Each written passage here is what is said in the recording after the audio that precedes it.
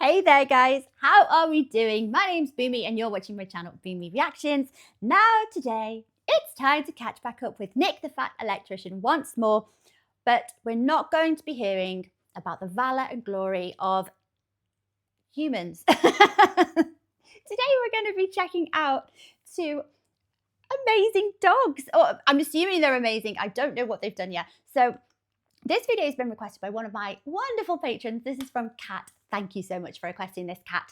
Now, Kat says, hiya, Boomy. Oh, you say hiya like I say hiya. I thought it was a Welsh thing. Hiya. Hiya, Boomy. Here's a video for Bento to see what his distant cousins did in World War I and World War II. Oh my gosh. Well, Kat, Bento is having a bit of a snooze at the minute, so I'll have to watch it again with him later. He does genuinely watch dogs when they appear on the screen when we're watching a film. Actually sits and watches them fixated. I don't know what he actually thinks is going on, like maybe there's a dog in a moving box. For anyone that is new to the channel, Bento is my doggy. He's a 6-year-old Shar-Pei. This is Bento. Looks kind of similar, he's very roly. Bento as a Shar-Pei has his fair share of, how do I put this politely? Behaviour disorders that have been bred into the breed for what I imagine is hundreds of years. So I think they were initially bred as Chinese guard dogs, like for the imperial or like the royal family, I think. And then later on they were bred awfully as fighting dogs, I know, but you know, those traits, they do stay with them. He's a very stubborn boy. He's a bit naughty, but we love him all the same. We'd never be without him. But yeah, fair share of weird behavior traits. Anyway, oh my gosh, so I saw the thumbnail for this and there's a picture of Nick and he just looks so happy. You can tell he's a dog lover. How excited he is to do this video.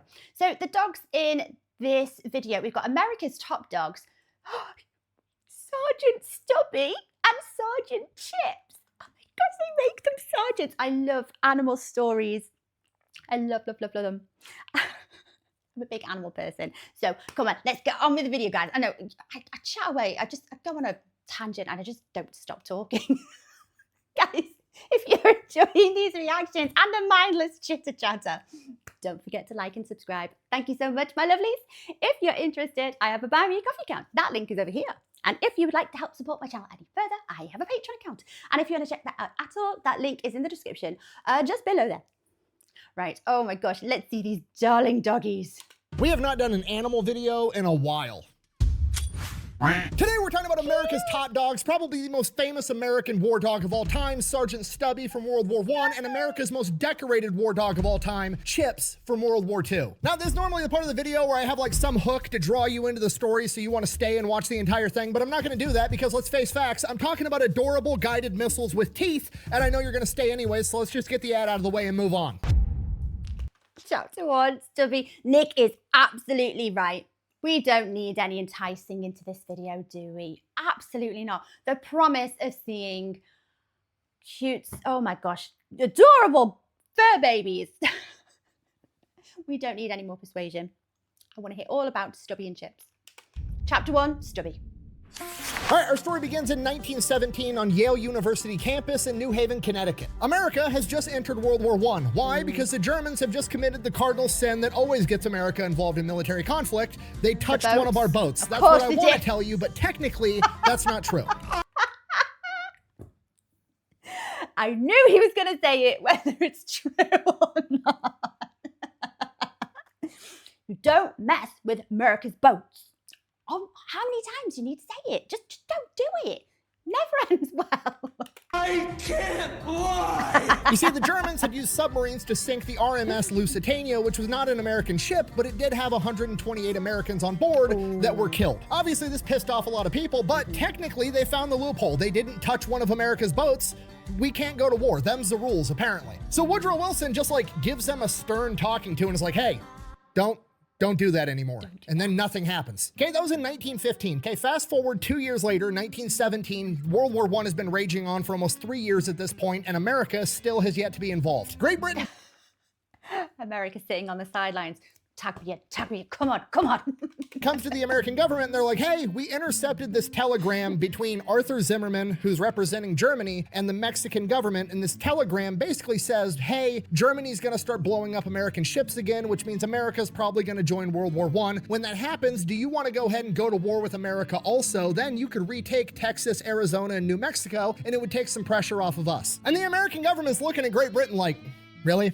Did Germany really say this, or is this a British trick to try to draw me into your European conflict over here? I'm not sure I buy it. And then, I mean, it sounds like a total British thing to do. Wouldn't surprise me. Arthur Zimmerman comes out of left field and tells an American reporter, basically, no, I said it and I meant it. And America can only have one response to that. Huh? Nuke. Okay, maybe not back then. Just the brazenness, the hard-facedness. Yeah, I can totally imagine Britain on the sidelines, big stirring spot with a spoon, like, yes, he said that about you. Yes, I heard it with my own eyes. With my own eyes. I'm in a funny mood today. I heard it with my own eyes. So America joins World War I, but the problem is America doesn't really have a military right now. I mean, they have a military, but it's small, it's tiny. It's not some big force that they're going to send over into World War I and have a meaningful impact. So they have to raise and build a massive army. To do this, they start training people to join the army wherever they can, including college athletic fields like at Yale University, where they're training the 26th Infantry Division, aka the Yankees. It's basically basic training. They're going to teach how to march, they're going to teach a rank structure, how to salute, all that stuff. And then when they do actually get to the part of, here's a rifle, here's how to use it, they don't even have enough rifles for everybody. So most of these guys are training in firearms while holding like broom handles and sticks, imagining that it's a gun for training. That's a wooden gun. Oh! And one day, while they're doing this, a stray dog shows up. He looks like, some type of dog, looks like a bull terrier. He's got the cut tail, so obviously he has some kind of owner somewhere, but it's a dog. They're petting the dog. They're hanging out with the dog. They don't really chain him up or put him on a leash or try to keep him because he's missing his tail, which implies that he has an owner or somebody that cares about him, but the dog just kind of never left. He just kept hanging out with the guys of the 26th Infantry Division. And then eventually Corporal James Conroy becomes the dog's caretaker, names him Stubby, and he becomes the unofficial mascot of the 26th Infantry Division. Stubby, because of his little stubby tail. So now Stubby's just hanging out with the boys while they're training all day on Yale University campus, and eventually he starts trying to do what all the other guys are doing, right? He's one of the boys, he's one of the homies, so he starts marching in formation with these guys, and eventually he figures out how to salute, and not just like on command like it's a trick for a dog. Stubby can salute on command, but he can also figure out like, oh, if an officer walks in the room and everybody else stands up to salute, Stubby sits down on his butt and then raises his hand to salute also. Now, I was just about to pause Nick and say, Nick, I need to see a photo. I can't believe it until I see a photo. How did he have a statue of him?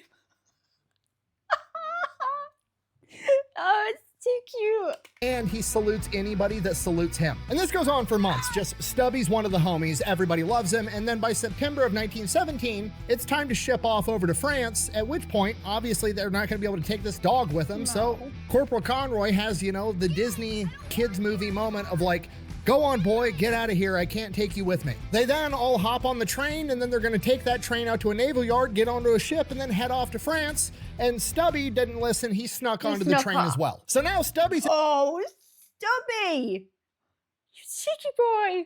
At this naval shipyard with him, and the guys of the 26th Infantry are like, we can't just abandon him here in unfamiliar territory. I guess he's coming with us. Now the problem is the Navy's not about to let a dog onto their ship. At least the chain of command of the Navy's not about to let a dog on their ship. But the man in charge of Stubby is Corporal Conroy, and Corporal is an E4. He's part of the E4 Mafia. So he goes over to the Naval E4, hits them up, and is like, hey, we got to smuggle a dog onto your ship. And the Navy guys are like, fuck yeah. They hide Stubby inside of a coal bin, smuggle him on board, and keep him hidden the entire voyage to France.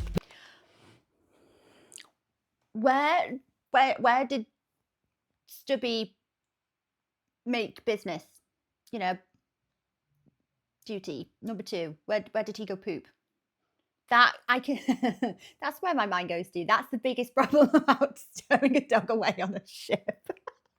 They make port, now they gotta smuggle him off. So Conroy just grabs a big overcoat, stuffs Stubby inside the overcoat and is holding him, and just walks right off the ship while a bunch of the other guys are like running interference, trying to crowd around him not to make it obvious. Say hello to Grandma. Somehow it works. They manage to keep him hidden for a couple of days, but then one day the chain of command walks inside of the tent and there's a fucking dog in the tent, and he's like, why is there a dog here? You guys can't have pets. And Stubby reads the room, sits down, and salutes this officer. And the officer's like, I'm going back home in a couple days. You guys are getting a new chain of command. I'm just going to pretend I didn't see this. And he leaves. That's what he said. However, I think Stubby's won him over. It's that little salute.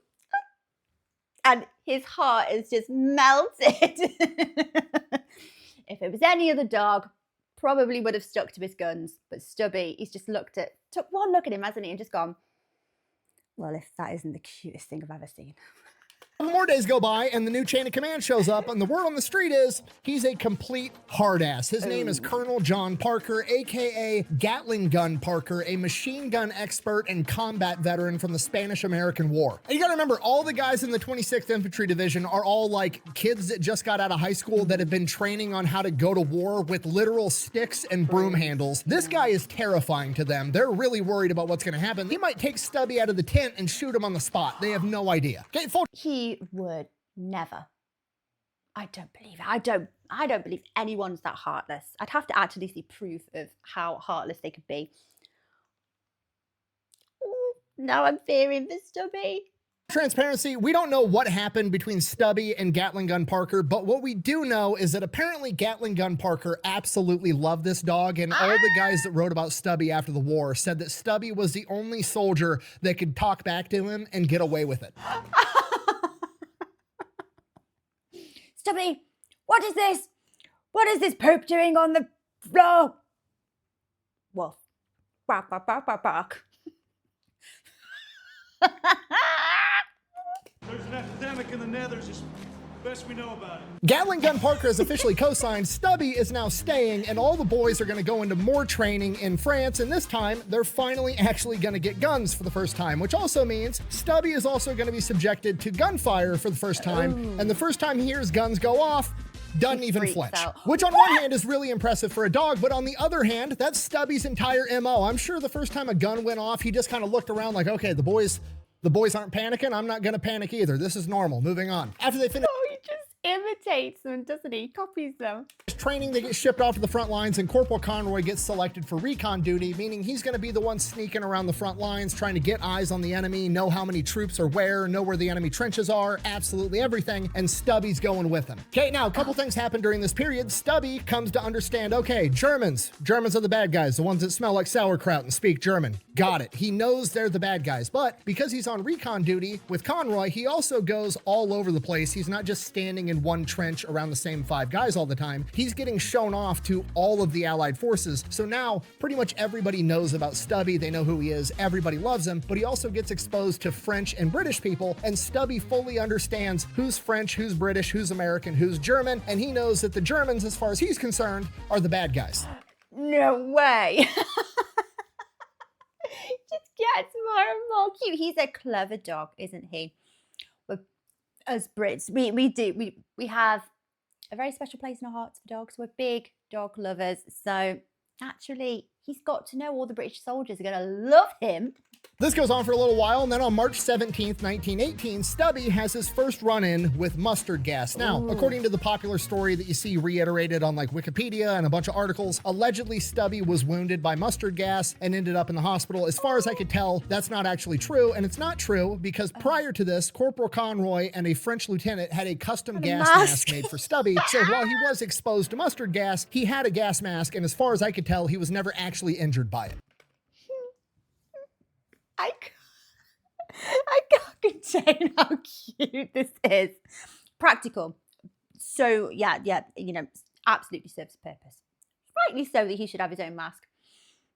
It's just a little dog mask. So that's good, and even better than that, Stubby is a really smart dog that recognizes patterns and acts accordingly. So after being exposed to mustard gas for the first time, presumably from his perspective, there's a really high-pitched whistle from the artillery coming in, and then they land and everybody freaks out and puts these masks on. Well, not all the humans can hear this high-pitched whistle as soon as a dog can, but Stubby can. So from that point on, every time he hears the high-pitched whistle of incoming artillery, he starts barking like, what the fuck are you guys doing? We're supposed to be putting our masks on right now. And he ends up being the early warning system for his entire section of trench, so everybody knows to put their gas masks on, which I cannot stress to you enough is a humongous deal, because when you're dealing with toxic gas, breathing in one breath is, you're done. Seconds actually matter. So even Stubby giving them a couple second lead time to be able to pull their mask out and get it on their face is huge, and probably saved a ton of lives. So many lives. Oh my gosh, yes. Do you know what? I would even argue, I would go so far as to say, I bet Stubby didn't just give them a few extra seconds. I don't know actually how long these missiles would take to impact the soldiers, but I think Stubby would have been able to hear that high-pitched whistle from a lot further away than like we'd all think. Stubby takes it a step further, right? You have all the dudes on the line up in the trench manning their positions. They all hear the alarm go off. They don their gas masks. But a lot of guys are still back in these underground bunkers where they're sleeping or eating or doing whatever when it's not their turn to man the trench. And because the poisonous gas is heavier than air, the gas can settle down into these bunkers. And if you're sleeping down there and you don't hear the alarm go off, you're probably going to wake up dead. So every time there was a German gas attack, Stubby would bark. They would set off the alarm. Everybody would don gas masks. And then once that was happening, Stubby would go and run into all the bunkers and make sure that all the soldiers inside the bunkers were also awake so they could don their gas masks. And there was multiple accounts of soldiers that had been woken up and saved by Stubby. Because oh my gosh, he's just a little hero, isn't he?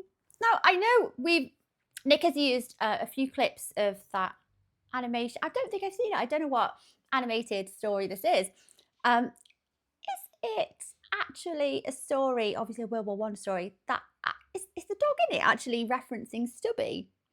Just out of interest, let me know if you know, guys. I don't know what cartoon this is. I've never seen the animation before. Because of this, Stubby was never tied up or put on a leash or tried to be restricted in his movements. He was pretty much allowed to roam around the front lines and do whatever he wanted. Whenever he wasn't with Conroy, he was hanging out with random soldiers. He was keeping people company. Maybe he was saving lives, but he just kind of got to come and go as he pleased. And at some point or another, he got a habit of going AWOL. Stubby. Oh, AWOL.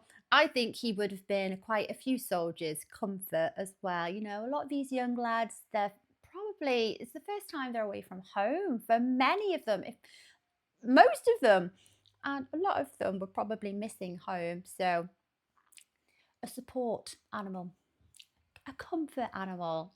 It's lovely. He would just kind of up and disappear. Nobody knew where he was. He was absent without leave. He was off doing his own thing on his own little personal side quest. But nobody really cared because he always came back, and as Conroy later put it, he always showed back up clean and sober, so whatever. But then one day... Still a bit more reliable than some of the lads. Stubby didn't come back. No! And it was way longer than he'd ever been AWOL before. And eventually, after days, everybody just kind of presumed that Stubby'd been killed. And a few more days go by and still no Stubby. And the entire regiment in that section of the trench is just, Stubby was everybody's dog, and everybody's acting like their dog died.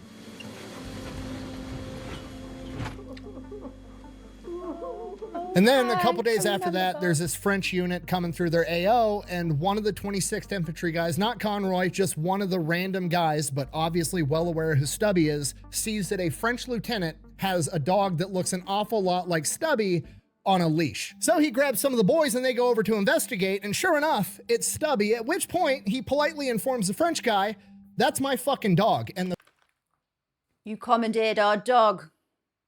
And why is he on a leash? the French guy says, "No, it isn't. It's my dog." Pardonnez-moi. Mon chien. Now, to be completely transparent, I've got a pretty good idea what happens next, but I can't state it as a fact. But according to the historical record, the French were then threatened with disciplinary actions if they didn't turn over the dog. You're gonna have to call the fucking United Nations and get a fucking binding resolution to keep me from fucking destroying you. I will fuck you up! So yeah, the French went ahead and surrendered Stubby over to the 26th Infantry Division, which is just, you know, foreshadowing for the next World War. So They're not giving Stubby the respect he deserves. How dare they put him on a leash? They're repressing him. Stubby's back. He's going on recon missions with Conroy. He's hanging out with the boys on the front line. He's being the early warning system, and then they teach him how to kill rats. Again, seems like something minor, but it's actually a huge boost to morale because the rats were just making everything absolutely miserable living inside of these trenches. You're in close quarters with all the guys. Everybody's getting sick. Everybody's cold. Everybody's hungry. And then you've got these big-ass rats that are the size of house cats running around, and these rats... And they're probably helping themselves to whatever edible things they can find, spoiling rations. Are carrying lice and fleas, and the lice and fleas are just making everything about life miserable. Here comes Stubby to kill all the rats. From here, the 26th Infantry Division gets orders that they're going to be going and moving to a different section of the trench where they're going to be relieving the 1st Infantry Division, and they're going to do it under the cover of night, not wanting the enemy to know about their troop movements, what units are where, so on and so on. So that's what they do. They do everything at night. They try to be sneaky. First morning, they're there. The Germans have a big-ass sign hung up that says, "Welcome 26th Infantry Division." Obviously, the Germans know that they're there.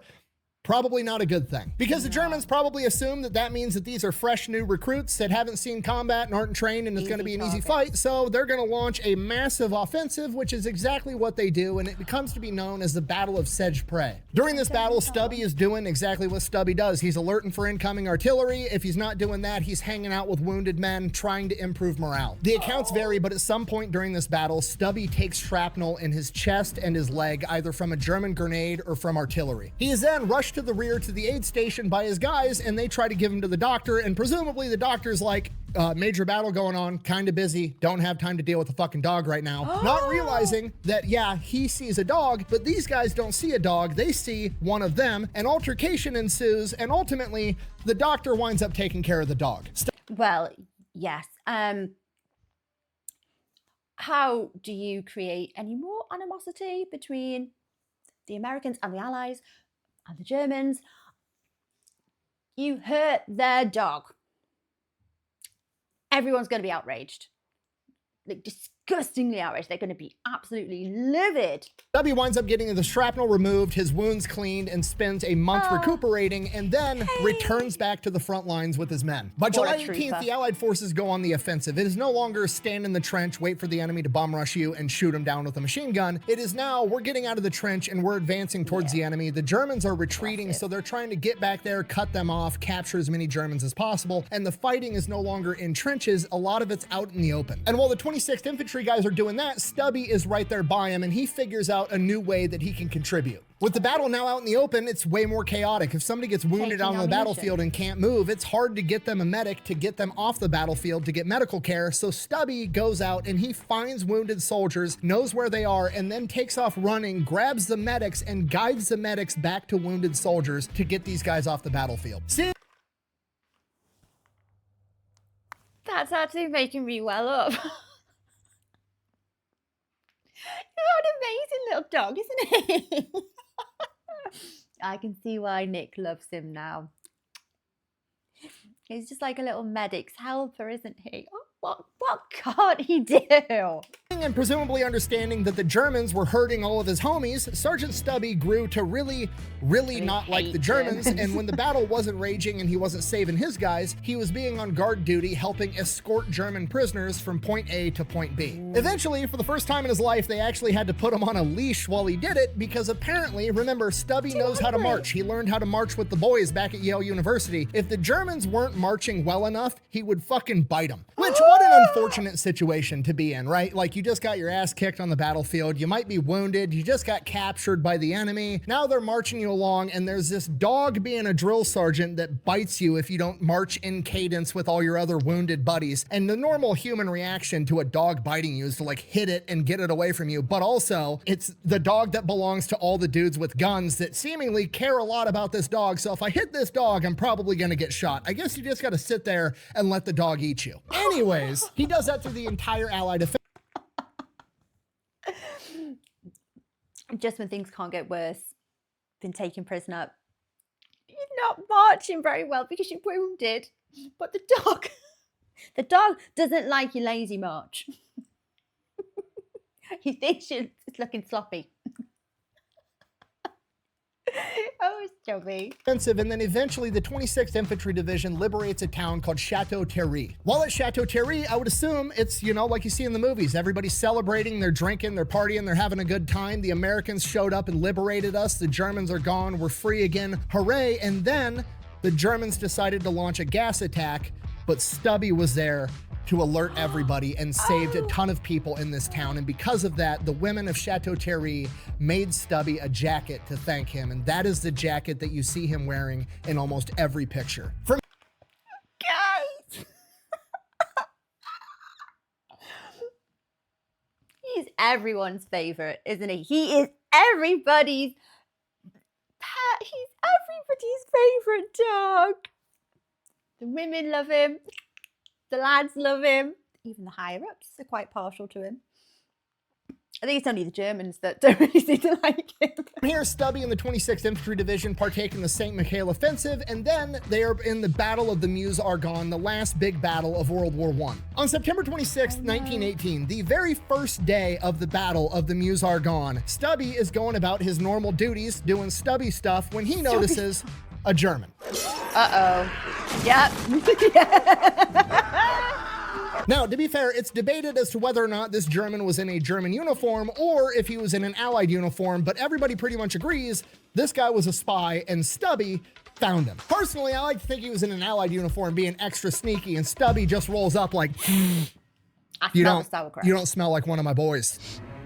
You stink. You smell like beef and cheese. You don't smell like Santa. At which point the German just knows he's cooked. Stubby then proceeds to bark, alerting the rest of the guys to this intruder, biting him in the ass and wrestling him to the ground and holding him until his guys can come capture him.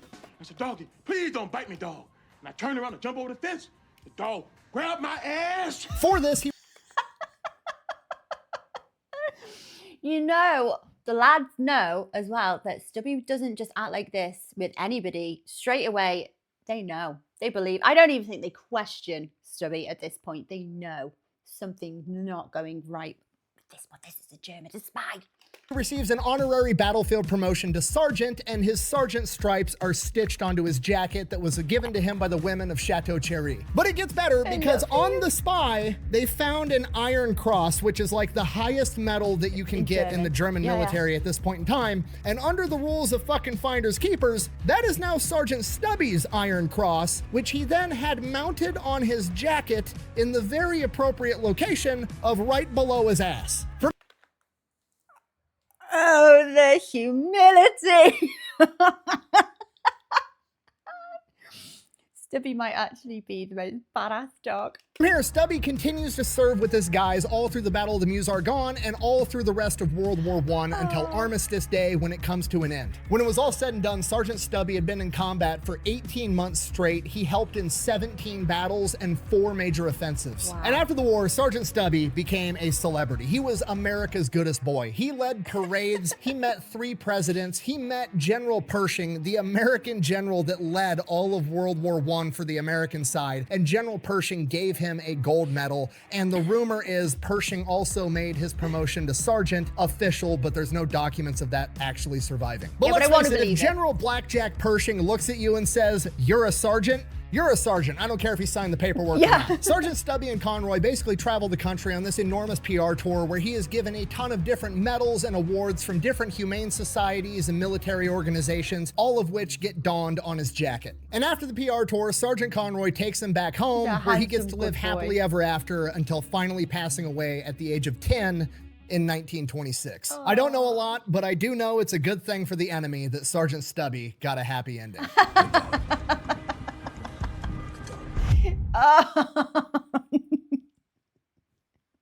At that point, I think Germany thought they were, you know, their soldiers could sleep a little bit safer, you know. Oh, but how sad. We passed away. But I know it's got to happen. It's the circle of life. Everything comes to an end. But, oh, Stubby. Oh, okay. We're moving on to the second canine star of the video. This is Chips. Chips of World War II. Is that right? And now for my personal favorite, Chips. So by World War II, as far as dogs goes, the American government had learned its lesson. Dogs are pretty fucking handy to have around and to give to the grunts, and they can do all kinds of stuff. So in World War II, they had a war dog program. Basically, the American government came out and just asked the civilian population for help. They're like, hey, we need dogs to go to war with. If you've got a good working dog that's like 1 or 2 years old, bring him in, get him checked out, and if he qualifies, you can donate him to the war effort. And one of the dogs that was volunteered for service was Chips, a Collie Husky German Shepherd mix. And he came from... Oh, that's quite the mix. You've got the bonkers, hard-working Border Collie, at times very ferocious German Shepherd, and the absolute never-ending stamina, relentless stamina of a Husky. Pleasantville, New York, from the Wren family. The Wren family had 2 young daughters and a brand new baby boy, John, and the 2-year-old Chips. And Chips was super protective of the kids. He was a great dog. He would also chase off the mailman every time he tried to deliver the mail. He was wound a little bit tight, but he was a puppy. He was everything the United States military was looking for. So the Wren family reluctantly offered him up for service. So in 1942, Chips gets sent off to Virginia to go through sentry dog training. Basically, he's going to be a guard dog for military bases overseas. He graduates from training, and then he gets assigned to a handler, a guy by the name of John Rowell. As far as being, you know, a sentry dog, a guard dog on a military base, not really what goes down, because Chips and Private Rowell wind up getting attached to the 3rd Infantry Division as they're getting ready to make their amphibious landing into North Africa for Operation Torch. Yeah, Chips's first day on the job is to make an amphibious landing into combat in North Africa, literally the spearhead of the entire Allied forces. They hit the ground running. They make the amphibious landing, goes as good as it can. Obviously, the bullets and the explosions scare the shit out of him at first, but he gets used to it. They advance 300 yards inland, and then Private Rowell, Chips, and the rest of their platoon gets pinned down by an enemy machine gun nest with 2 machine guns in it. It is at this moment that Chips decides that he's gonna do some gangster shit. He rips the leash out of Private Rowell's hands and runs straight towards the machine gun nest. I can do this! Let me go! Oh my god, he just ran in. Somehow he manages to not get shot, jumps into the enemy machine gun nest, and then within a couple of seconds, all of the machine gunning towards the men stops. So the men start advancing, and as they're advancing, they hear gunshots and screaming going off inside the machine gun nest, and then everything gets quiet, and everybody's like, shit, Chips just got killed. Oh, no. Call an ambulance! Call an ambulance! But not for me. Couple seconds after that, the screaming resumes as they see Chips dragging an Italian machine gunner out by his neck. Private Rowell calls Chips off before he kills this guy, and then 3 more soldiers walk out with their hands up and surrender. From here, they take the enemy soldiers prisoner, then they go inside the machine gun nest to see what went down, and both machine guns are ripped off of their mounts. And Chips has burns on his face and mouth. Chips had went in there, fought 4 grown men, and ripped both the machine guns off their mounts so that the men could advance and get him. Despite being wounded, he stays in the fight all day long, and later that evening on the very same day, 10 Italian soldiers are planning on launching an ambush on his platoon, but Chips manages to spot him, alert his men, and they get captured and taken as prisoners as well. And that's just the first day. Chips and the rest of the 3rd Infantry Division fight all the way through Morocco and Algeria, and once they capture those 2 countries, there's a little bit of a lull in the battle, at which point the platoon leader for Chips's platoon nominates him for the Distinguished Service Cross, the 2nd highest medal in the United States military, second only to the Medal of Honor. This gets kicked up the chain of command to Major General Leon Truscott, and he's like, all right, I don't know if I can give a dog the Distinguished Service Cross.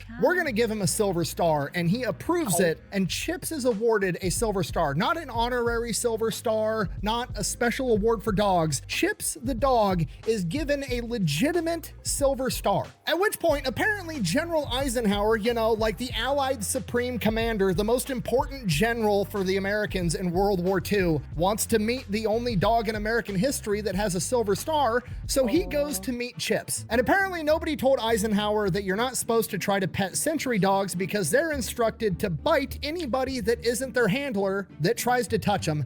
He nips Eisenhower on the hand. Luckily, Eisenhower's cool about it, and actually to this day at the Eisenhower Presidential Library, you can go there and schedule a time for your kids to take a 50-minute class on military working dogs that highlights Chips, and there's even a coloring page and a section in the course that highlights that time that he bit the future president on the hand. I mean, I think the president's probably kind of taken that in good spirits and just thought, good boy, that is exactly what we're training you to do. Yes. I was in the wrong. What are you drawing? It's just a goodbye card, that's all. It's sweet. After that, the United States military is getting ready for the Casablanca conference where FDR, Winston Churchill, Eisenhower, all the bigwigs are going to meet in Casablanca. They're going to have a meeting, figure out how the rest of the war is going to go. Obviously, security is going to need to be pretty tight. They're going to want their best guys and their best dogs on the job. And there's only one dog in American history that's got a fucking silver star. So Chips goes to Casablanca to guard the president and all the other bigwigs. That goes pretty good, and then after that, they get shipped off to Sicily, and while they're on the ship, they are on the ship with 4 other war dogs. 2 of them are boys, and 1 of them's a girl named Minnow. Okay, you gotta remember.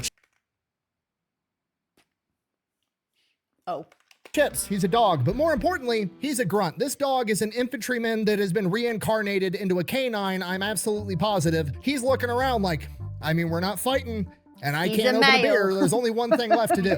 You'll find on the child. So yeah. That is a much more polite way of saying what probably happened. Let's just leave that image in our mind. Lady in the Tramp. Sure. Minnow gets pregnant, has 9 puppies, 5 of which become unit mascots, and the other 4 follow in their parents' paw prints and become military working dogs. And Chips officially becomes the reason that, at least for a period of time, all female working dogs have to be spayed before getting deployed. So Minnow gets to take the rest of the war off. She's busy having kids. Chips, on the other hand, goes into combat in Sicily, where he fights in the Battle of Salerno. After that, he is officially awarded his Silver Star in the field, and all of the guys in his platoon are like, holy shit, that actually worked. We need to write him up for a Purple Heart too, because he got wounded getting burns on his mouth from those machine guns. So they also write him up for a Purple Heart. So the paperwork gets sent in, and some paper pusher at the award committee gets so butthurt at the notion that they wanted to give a dog a Purple Heart, he decides he's not just gonna deny it, he's also gonna write a letter. Oh, for God's sake. I want to say this sounds like the ultimate Karen. But it's not. It's not Karen. What's the male equivalent of a Karen? Really? Oh, why would you? You just wouldn't.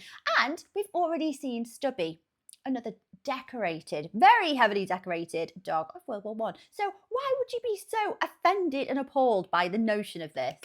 She's gonna have a bitch fit. Oh, better yet, I'm gonna write a letter. So he writes a letter to FDR and the Department of War and basically throws a bitch fit that they gave this dog a Silver Star and now they want to give him a Purple Heart, and then leads a campaign to have Chips' Silver Star revoked. And unfortunately, he is successful. Chips is denied a Purple Heart, has his Silver Star revoked, and I think we'd all agree that this analyst from the award committee needs to find something better to do with his fucking time. I mean, seriously, if you want to be a Karen about everything, go be a president at your local HOA. Why would you take... Right. Thank you, Nick. Karen energy here. What's the male equivalent of a Karen? I'm sure there is one. I don't want to offend anyone by saying it.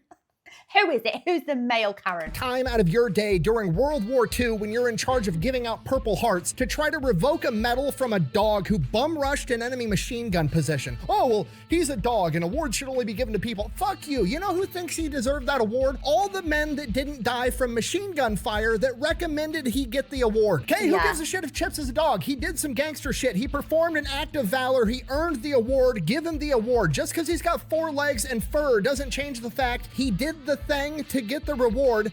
Give it to him. Does it make him any less brave? Absolutely not. Oh my gosh, just give him the medal. Seriously? Oh, it makes me cross. I understand it's probably very emasculating to have to go home after a long day of pushing papers around in the basement of the Pentagon and explain to your wife and her boyfriend that there's a dog over in Sicily that's got bigger balls than you, that's also accomplished more in 2 years of his life than you have in your entire life as a grown-ass man. But that's just the way it works out sometimes. Quit being a bitch. Also,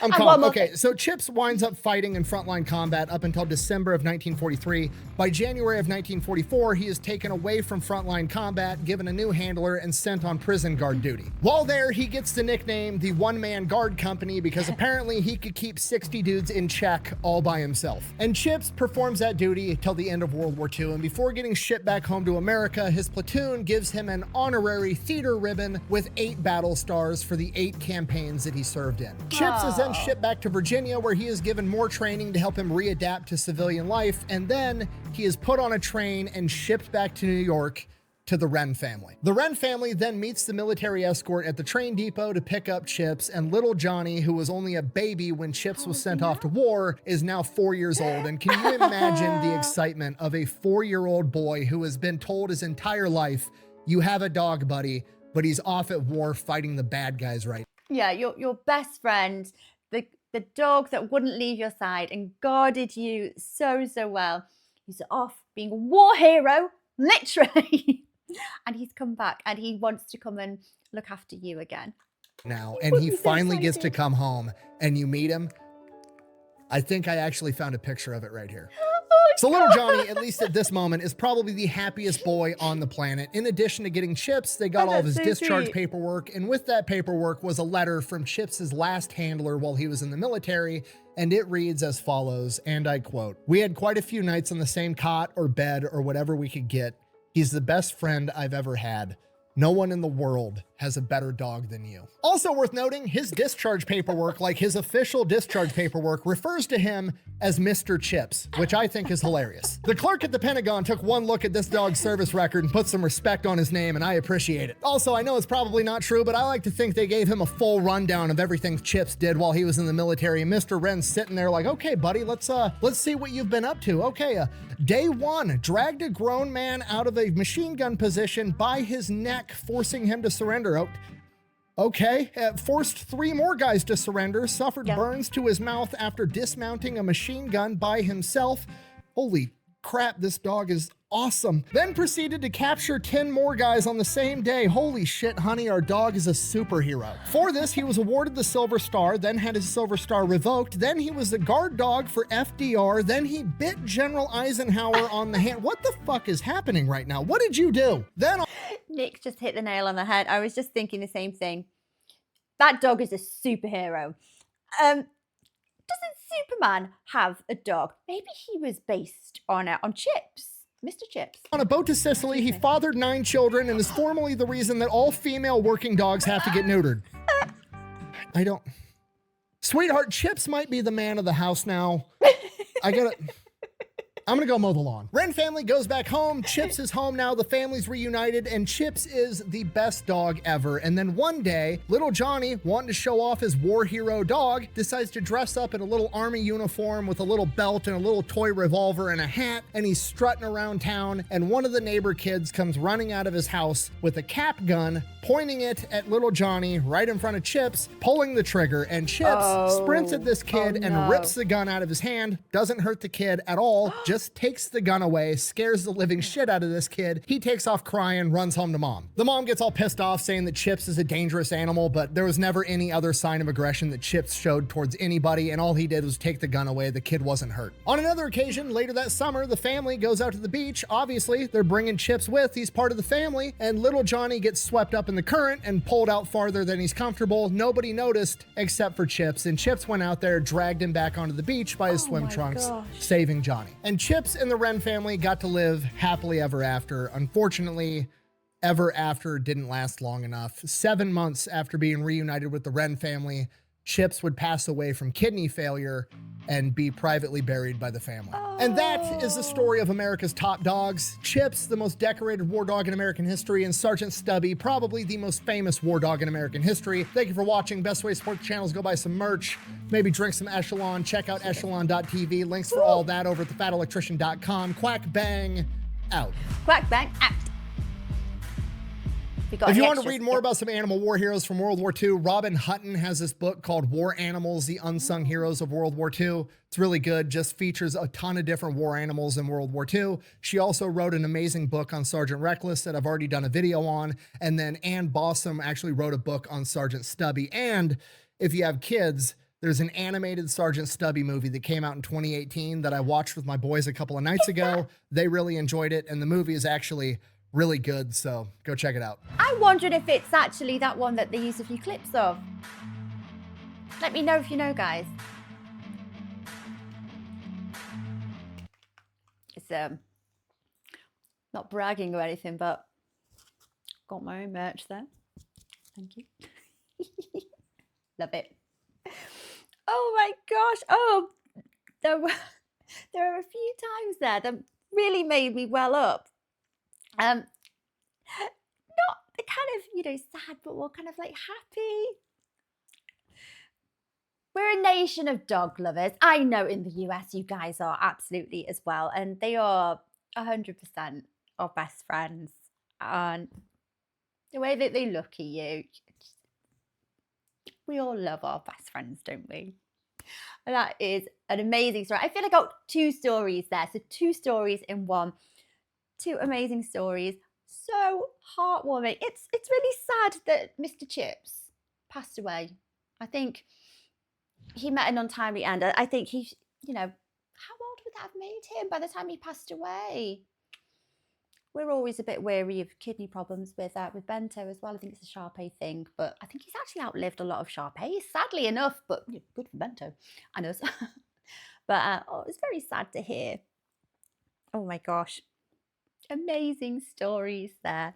Thank you so much, Kat, for requesting that video. How did you know I'd love that one? I hope you enjoyed watching along with me, guys. Take care of yourselves, and I will see you next time. Bye-bye.